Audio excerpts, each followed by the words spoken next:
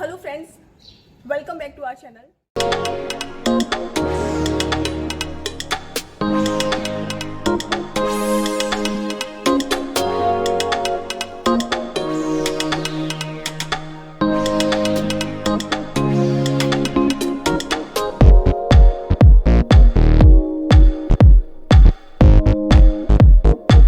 मैं आपको दिखाती हूँ यहाँ का जो संग्रहालय है, जहाँ पर बहुत दुर्लभ चीज़ें रखी गई हैं, उसके बारे में भी हम जानते हैं। और जो इन्होंने पहले बताया था कि यहाँ पर इस तरह की चीज़ रखी हुई है, वो मैं आपको लाइव दिखाती हूँ कि कैसी है वो, और उसका जो इतिहास रहा है वो भी मैं आपको दिखाती हूँ। चलिए हमारे साथ।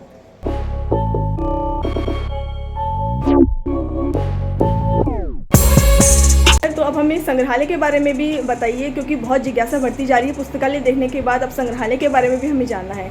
तो बताइए क्या क्या चीज़ें यहाँ पर रही हैं। संग्रहालय में इतिहास से, शुरू के इतिहास से जुड़ा हुआ जुड़ी हुई सामग्रियाँ हैं। जैसे ये जितने भी आप चित्र देख रहे हैं, ये डॉक्यूमेंट्स हैं, ये ओरिजिनल डॉक्यूमेंट्स हैं जिनसे हम शुरू के इतिहास की जानकारी प्राप्त किए हैं। ये समय समय पर जारी किए गए फरमान हैं, पट्टे हैं, हुंडियाँ हैं। इनके माध्यम से चुरू का अशोकपूर्ण इतिहास तैयार किया गया था। ये इतिहास से संबंधित हमारी मूल सामग्री है जो विभिन्न स्रोतों से हमें प्राप्त हुई थी। हस्तलिखित पुस्तकों का एक हमारे पास बड़ा विशाल संग्रह है, जिसके कुछ नमूने हमने इस यहाँ डिस्प्ले कर रखे हैं, जिसमें हम पुराने जो हाथ से लिखे हुए मूल जो ग्रंथ है वो भी है, और कुछ उतारे हुए भी हैं। जैसे ये सुंदरदास जी का ये शब्दवाणी है। सुंदरदास जी यहाँ के दादूपंथी संत हुए हैं और उनकी बहुत बड़ी ख्याति रही है। और इससे ये पूरा ग्रंथ उनका शब्दवाणी जो है ये हाथ से लिखी हुई है, और दो शाइयों में, काली और ये जो राइटिंग है ये हाथ से लिखी हुई राइटिंग है। हाथ से लिखी हुई है। और आश्चर्य की बात यह है कि पूरे इतने सैकड़ों पेज के इस पुस्तक में कहीं भी न तो कटिंग हुई है न कहीं और राइटिंग हुई है। एकदम समान रूप से हम आपको पृष्ठ पलट कर दिखा दें, एक जैसी हैंड राइटिंग इसमें हमें मिली है। ये तो कोई सोच भी नहीं सकता है कि इसमें कोई त्रुटि नहीं है इसमें। इसको कोई देख के बोल ही नहीं सकता है कि ये हाथ से लिखी हुई है। ये कालिदास का मेघदूत का मेघदूत जो महाकाव्य है उसके पृष्ठ हैं ये, जो आज से लगभग 450 साल पहले ये लिखा। ये कल्पसूत्र है जो संवत 1872 में, यानी 200 साल पहले लिखा हुआ था, और उसमें भी ये चित्रकारी वगैरह की हुई है। 200 साल पुराना है ये 200 साल पहले लिखा हुआ है। अच्छा। ये तमिल ग्रंथ है जो ताड़पत्र पर लिखा हुआ है पूरा। अच्छा, ताड़पत्र किसे कहेंगे सर? ताड़पत्र जैसे ताड़ का पेड़ होता है उसकी छाल। अच्छा, उस छाल के ऊपर ये लिखे गए। हाँ, जैसे छाल का एक नमूना हमने निकाल रखा है और इस पर ये। अच्छा, ये छाल है और इसके ऊपर ये लिखा है। और ये जो लेखनी है ये भाषा कौन सी है? ये तमिल है। तमिल भाषा है। ये तमिलनाडु से हमने प्राप्त किया था। अच्छा, ऐसे हमारे पास सैकड़ों ग्रंथ हैं जो हस्तलिखित हैं। इसके अलावा यहाँ के जो हमारे संस्कृति से जुड़े हुए कुछ उपकरण हैं, जैसे ये मिट्टी की परात है। ये हमारे यहाँ पहले खाना बनाने में आटा गूंदने के ये काम में ली जाती थी। अच्छा। ये पानी की झारी है। ये पानी की लोटड़ी, इसको ठंडा पानी इसमें रहता है। और किसान और ये गडरी है, जब जंगल में जाते हैं, खेतों में जाते हैं, तो ये इसमें पानी भर करके अपनी पीठ पर रख करके ले जाते थे। ये ऊँट को बांधने के नेवल, जिसको नेवल कहते हैं, ये ऊँट को बांधने के हैं। इसके अलावा मैं आपको ये हमारे यहाँ की बइयाँ दिखा रहा हूँ। जो ये बइयाँ हमारे यहाँ के एक बहुत बड़े व्यापारी, जो आज से 200 साल पहले इस चूरू में हुए थे, सेठ मिर्जामल पोद्दार, उनकी है ये बइयाँ। आप देखेंगे ये कितनी बड़ी बड़ी मोटी मोटी बइयों का ये संग्रह है, और ये एक साल के ट्रांजैक्शन की बई है। इनको जब हम खोलेंगे और इनको फैलाएंगे तो ये 5 से 6 फुट लंबाई में ये फैलेंगी। अच्छा। और उस समय के आप ट्रांजैक्शन देखिए, एक एंट्री मैं आपको दिखा रहा हूँ। जो 1,37,490 रुपये दिनाने की है। यानी आज से 200 साल पहले कि हम लाखों रुपयों का जो लेन देन हो रहा था, एक एंट्री हो रही है, तो वो कितनी बड़ा बिजनेस हो रहा था उन्हें। और दूसरी एंट्री 1,57,761 रुपये हैं। तो इस तरह ये लाखों रुपए का लेन देन, एक एंट्री 1,000 रुपये का तो ये भरा पड़ा है। तो ये कितना बड़ा उनका बिजनेस था। बिजनेस का हेडक्वार्टर चुरू और बिजनेस पूरे एशिया में।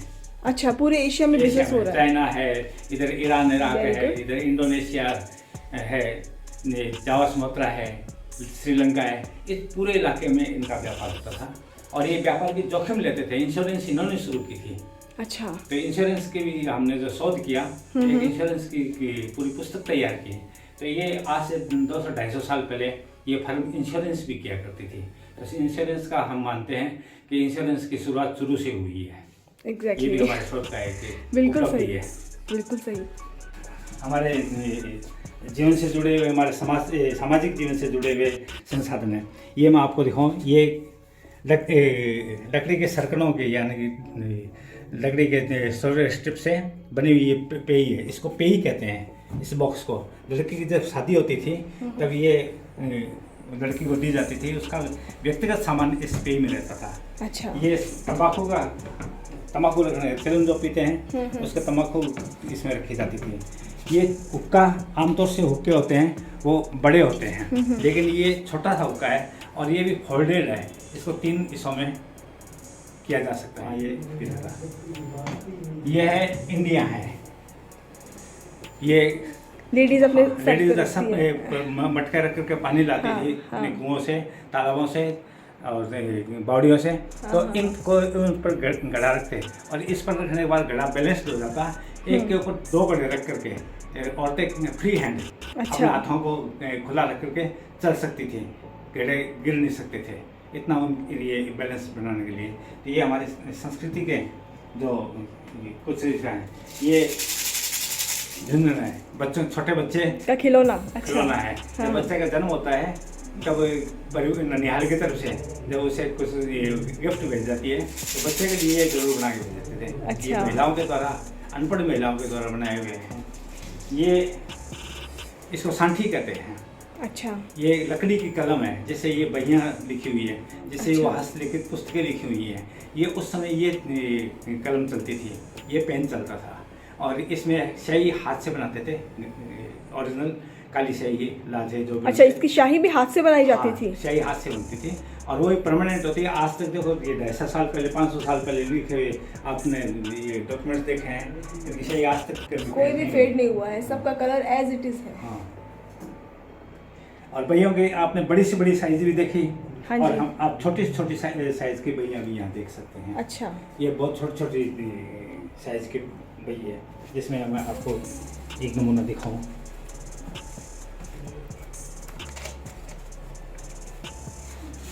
ये छोटी सी बही है। अच्छा। और वो कितनी बड़ी बहियाँ हैं। और इसमें भी मतलब अलग अलग तरह के जो लिखे जाते थे वो सारा रिकॉर्ड रखा है इसमें। हाँ, शुरू से लेके आखिर तक का टोटल रिकॉर्ड लग रहा है कि इसमें आप प्रूफ के साथ है आपके पास। शुरू के जितने ठाकुर हुए हैं उन ठाकुरों के। अच्छा, ये वाला? हाँ, हाथ से बनाए हुए चित्र हैं ठाकुरों के हैं। अच्छा, ये उनकी उस समय के जो वेशभूषा रही है। हाँ, जो हाव भाव है उन सब के बारे में। अच्छा।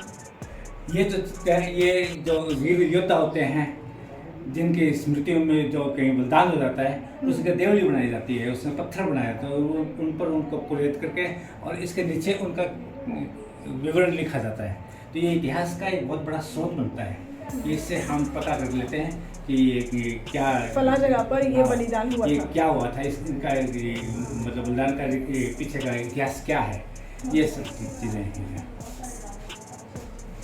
और ये ऊपर ये सांप सीढ़ी क्या है? ये एक कपड़े पर बनी हुई हाथ से बनाई हुई सांप सीढ़ी है।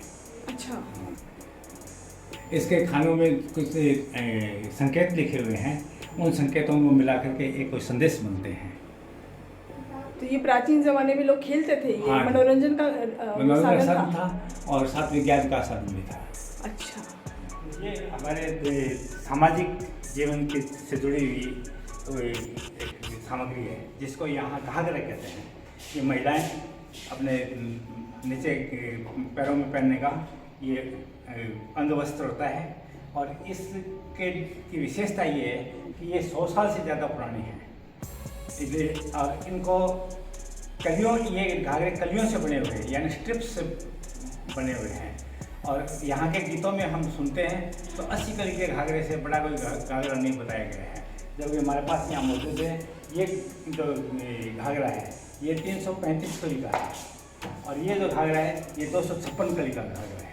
इस तरह हमारे पास दूसरे घाघरे हैं वो 160 कली के भी हैं, 100 कली के भी हैं, लेकिन 80 कली से बड़े हैं सब। तो ये हमारे यहाँ सामाजिक जीवन का एक उदाहरण है, उसका एक प्रमाण है कि किस तरह की हमारा सांस्कृतिक और सामाजिक जीवन हुआ करता था। चूरू के उन लोगों के चित्र हैं जिन्होंने यहाँ रह करके या चूरू से बाहर रह करके कहीं भी रह करके ऐसे उल्लेखनीय कार्य किए हैं जिनके लिए लोग आज भी उन्हें याद करते हैं।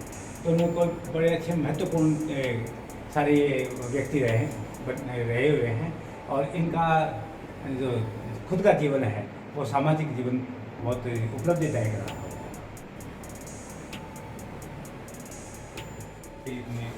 इतिहास में कुछ ऐसे व्यक्ति हुए हैं जो वीर पुरुष हुए हैं और साथ में वो सामाजिक कार्यकर्ता भी बहुत महत्वपूर्ण रहे हैं। इसमें बाबू जी है, तेजा जी हैं, ये ऐसे लोग हैं। ये बाबू जी की फड़ होता है मतलब उनका जीवन वृत्तांत।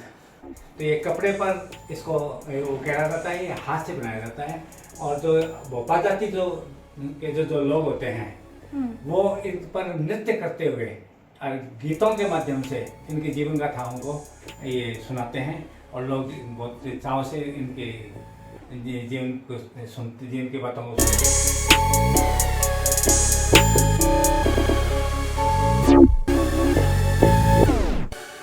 आप ये जो अवशेष देख रहे हैं, ये पीसेस देख रहे हैं, टुकड़े देख रहे हैं, ये बर्तनों के टुकड़े हैं जो आज से 3,500 से 5,000 साल पुरानी संस्कृति जो मोहनजोदड़ो और हड़प्पा के समकालीन एक कालीबंगा नामक ये गांव हमारे राजस्थान में हनुमानगढ़ जिले में खुदाई में निकला है, वहाँ से ये सब संग्रहित किए गए हैं। तो इसमें कई बड़ी अच्छी दुर्लभ चीज़ें हैं। जैसे मैं आपको ये दिखाऊं, जैसे ये देखने में हनुमान जी की मूर्ति लगती है और ये हनुमान जी का जो आज हम ये 5,000 साल पहले भी इनके अस्तित्व का एक प्रमाण हमारे पास है कि उस समय भी हनुमान जी की ये छोटी बटकियाँ हैं।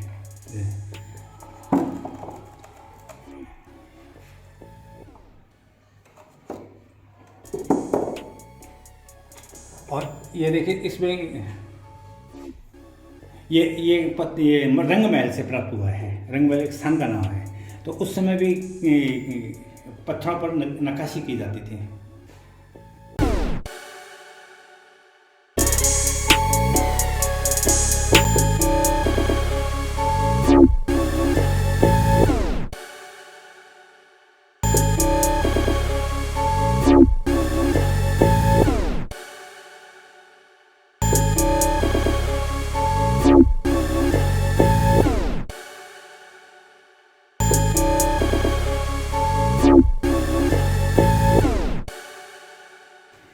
अब ये देखिए, ये जो अवशेष है ये पेड़ की जड़ें हैं जो हजारों लाखों साल तक ज़मीन में गड़ी रहने से पत्थर का रूप ले लिया उन्होंने।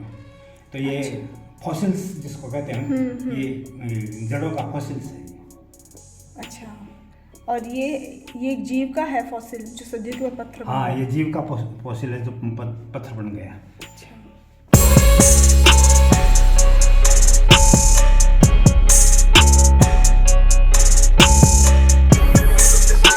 ये बया के घोंसले हैं। बया एक पक्षी होती है, छोटी चिड़िया होती है जो अपने चॉइस में ये इतने सुंदर घोंसले बनाती है और इसके अंदर रहने का अपना मकान बनाती है ये। और ये विभिन्न डिज़ाइन के, जैसे एक डिज़ाइन ये है, एक डिज़ाइन ये है, 2 डिज़ाइन हमारे उस संग्रहालय में पड़े हैं, इसलिए ये विभिन्न डिज़ाइन हो गए हैं। ये बकरा गाड़ी है जिस पर सेठ जी बैठ करके बाजार आते थे, बाजार से घर जाते थे। इसको 2 बकरे चलाते थे।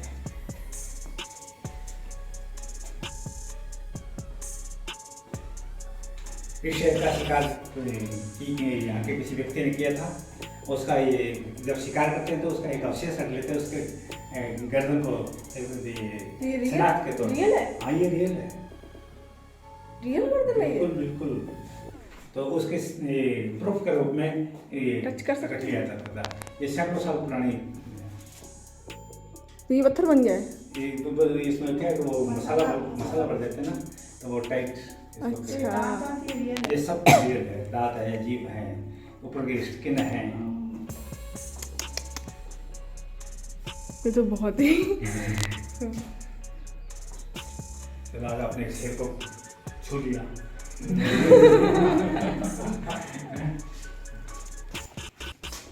ये मुगल कालीन सिक्के हैं जो लगभग 1000 साल पुराने सिक्के मिलेंगे। इसमें कुतुबुद्दीन ऐबक के टाइम का भी मिलेगा, गियासुद्दीन के टाइम का मिलेगा, आपको तांता टोपे के टाइम का भी मिलेगा। मतलब हर समय के इसमें सिक्के संग्रहित हैं। ये सब तांबे के बने हुए सिक्के हैं।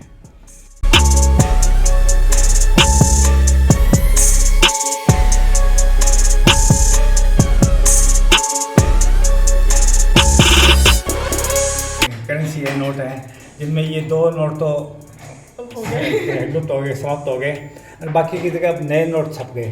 तो ये धीरे धीरे ये भी अब लुप्त हो जाएंगे और इनकी जगह नई करेंसी लें। तो उनका संग्रह हमने करके रखा है। हाँ, ये भी सिक्कों का संग्रह है जो सरदार शहर में है। सरदार शहर का? हाँ, ये गंजीफा है। ये अकबर के टाइम के तक इसका खेला जाता था। और ये इनके जो पत्ते हैं, ये हाथ से, जो ये कार्ड्स हैं, ये कार्ड्स हाथ से बने हुए हैं। और इनको ये अलग अलग कलर के एक नमूने एक जैसे मिलेंगे आपको, और उनके कलर के कारण इनकी अलग वैल्यू होती है। ये कौन सा कार्ड है? जैसे ताश में होता है ना, इस तरह ये 108 पत्तों का खेल है। यहाँ की हवेलियों की सबसे बड़ी विशेषता है कि यहाँ हर हवेली में जो आज से 100 साल पुरानी हवेलियाँ हैं, उन सब में भित्ति चित्र मिलेंगे। और ये भित्ति चित्रों का हमने फोटो लेकर रख रखी है। और बहुत सी हवेलियाँ जो आज मौजूद हैं उनमें ये भित्ति चित्र भी मौजूद है। वो भी भित्ति चित्रों का है। नगर श्री चूरू के संस्थापक सदस्य हैं। इनमें पहला जो चित्र है वो पंडित कुंज बिहारी शर्मा का है। दूसरा चित्र श्री सुबोध कुमार जी अग्रवाल का है। तीसरा श्री गोविंद जी अग्रवाल का है। चौथा श्री बागिल प्रसाद जी मर्दा का है। और फिर श्रीनिवास दिनोदिया का है। इन 5 मित्रों ने मिलकर के इस संस्था की स्थापना सन 1964 में की थी, जो आज 58 साल पुरानी हो गई है। 58 साल की उम्र में भी आज ये बिल्कुल सक्रिय है और नियमित इसका संचालन है। हमें इतनी अच्छी तरह से नगरशे के बारे में बताया, ईश्वर संस्थान के बारे में पूरी हमें जानकारी दी और हमें एक तरह से पूरी इतिहास की यात्रा ही करवा दी। अगर अंत में आप हमारे फ्रेंड्स के लिए, हमारे जो दर्शक हैं अभी देख रहे हैं, उनके लिए कुछ आप कहना चाहिए, युवाओं को कुछ संदेश देना चाहें तो बहुत अच्छा होगा। मैं युवाओं को खास तौर से ये कहना चाहूँगा कि आप हमारे जो लोक संस्कृति है, हमारा जो लोक जीवन है, हमारा जो लोक इतिहास है, हमारा जो परिवार का और समाज का और हमारे जिस अंचल में हम रह रहे हैं, उस अंचल के इतिहास से हमें जुड़ना बहुत ज़रूरी है। वो आज की जो नई शिक्षा प्रणाली जो चल रही है, अंग्रेजी माध्यम से हम जो शिक्षा ग्रहण कर रहे हैं, वो हमें अपने संस्कृति और अपने इतिहास से दूर ले जा रही है। तो हमें ऐसी शिक्षा प्राप्त भले करें, लेकिन उसके बावजूद हमें अपने जीवन से जुड़े रहने के लिए, जीवन के प्रत्येक पहलू से अपने आप को जोड़े रखने के लिए हमें इन हर प्रकार के आयोजनों में भाग लेना चाहिए। और जहाँ हमें कुछ दिखे, हमें उसका संग्रह करना चाहिए। और मैं तो ये कहूँगा कि हर गांव में, हर मोहल्ले में अपना एक संग्रहालय होना चाहिए, जिससे हम अपने शहर के, अपने मोहल्ले के, अपने गांव के बच्चों को हम अपने अतीत के बारे में बता सकें कि हमारा अतीत कितना गौरवमय था, हम कितने गौरवशाली रहे हैं और अब हमारा आगे का भविष्य क्या होता जा रहा है। उससे हम नई पीढ़ी को उसके साथ जोड़ना हमारे लिए बहुत ज़रूरी है। इसलिए मैं नई पीढ़ी से ये अनुरोध करूँगा कि वो अपनी संस्कृति, अपने इतिहास और अपने रीति रिवाजों, अपने खान पान और अपने जो जनजीवन है उससे जुड़ाव बनाए रखें और ज़्यादा से ज़्यादा वो अपने देश, समाज, परिवार, इन सब के लिए अपना योगदान करें। बहुत बहुत शुक्रिया सर, आपने इतना समय हमारे लिए निकाला। फ्रेंड्स, मैं यही बोलना चाहूँगी आपसे कि जो इन्होंने बताया कि हमें अपनी लोक संस्कृति, हमारी सभ्यता, हमारी संस्कृति के साथ जुड़ाव ज़रूर बना के रखना चाहिए, क्योंकि जो वैल्यूज़ हमें अपनी जड़ों से मिल सकती है वो कहीं और नहीं मिल सकती। एक पेड़ जो होता है वो फलता फूलता है सिर्फ अपनी जड़ों की मजबूती की वजह से, तभी उसमें अच्छे फूल आते हैं, तभी वो मजबूत बनता है। इसलिए मैं खुद भी ये कोशिश करूँगी कि मैं ज़्यादा से ज़्यादा इस तरह की ऐतिहासिक चीज़ें जो हमारी लोक संस्कृति से जुड़ी हुई है वो आपके सामने लेकर के आऊँ। और बहुत बहुत शुक्रिया सर आपका हमें इतना समय देने के लिए और इतनी हमें मतलब ज्ञानवर्धक चीज़ें बताने के लिए। Thank you so much. आपका धन्यवाद कि आप यहाँ आए और इस पूरे संस्थान को आपने गहराई से, मन से आपने देखा। सर, ये हमारे लिए आभार है, हमारे लिए ऑनर है कि हम यहाँ आए और हमें ये देखने को मिला। Thank you so much friends, दोबारा मिलेंगे आपसे। Thanks for watching.